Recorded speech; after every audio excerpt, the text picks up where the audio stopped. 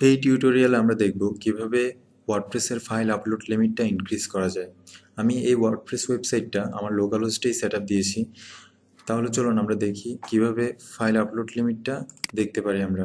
এই যে আমরা যখন মিডিয়াতে যাব অ্যাড নিউতে, তখন আমরা কিন্তু এখানে দেখতে পাচ্ছি যে আমাদের ফাইল আপলোড লিমিট হচ্ছে 2 MB।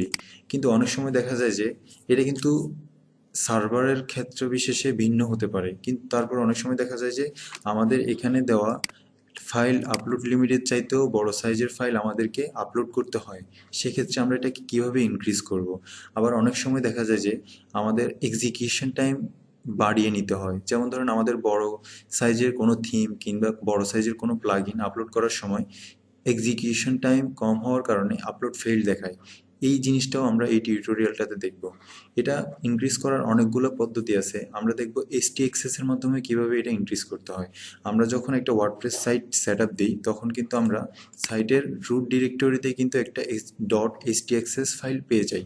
এই htaccess ফাইলটা আমি লোকাল হোস্টেই দেখাচ্ছি। আপনারা আপনাদের সার্ভারেও এই htaccess ফাইলটা পেয়ে যাবেন। এটা আপনারা একটা এডিটরে ওপেন করবেন। ওপেন করার পরে এই কোডটা আপনারা দিয়ে দিবেন। এই কোডটা দিয়ে দেওয়ার পরে আপনারা আপনাদের যতটুকু যতটুকু মানে ফাইল আপলোড লিমিটটা যতটুকু দরকার আপনারা বাড়িয়ে নিতে পারবেন এবং এক্সিকিউশন টাইমটাও বাড়িয়ে নিতে পারবেন। এখানে আপলোড লিমিটটা দিতে পারবেন, পোস্ট ম্যাক্সিমাম সাইজটাও দিয়ে দিতে পারবেন, এক্সিকিউশন টাইমটাও দিয়ে দিতে পারবেন, ম্যাক্সিমাম ইনপুট টাইমটাও দিয়ে দিতে পারবেন। এই কোডটা আপনারা ভিডিও ডেসক্রিপশানে পেয়ে যাবেন। এখন আমি 64 MB দিয়ে দিলাম, এক্সিকিউশন টাইম 300 সেকেন্ড দিয়ে দিলাম। এরপর আমি সেভ করলাম, htaccess এর মধ্যে কিন্তু দিলাম। এরপর আমি যখন সেভ করে এখানে গিয়ে রিলোড করব, এই যে আমার কিন্তু ফাইল আপলোড লিমিটটা কিন্তু 64 MB হয়ে গেছে।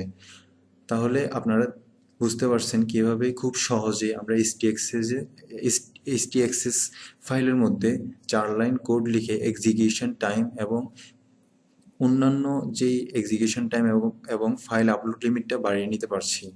আশা করি ভিডিওটা দেখে আপনারা কিছুটা হলেও উপকৃত হয়েছেন। সবাইকে ধন্যবাদ, ভালো থাকবেন।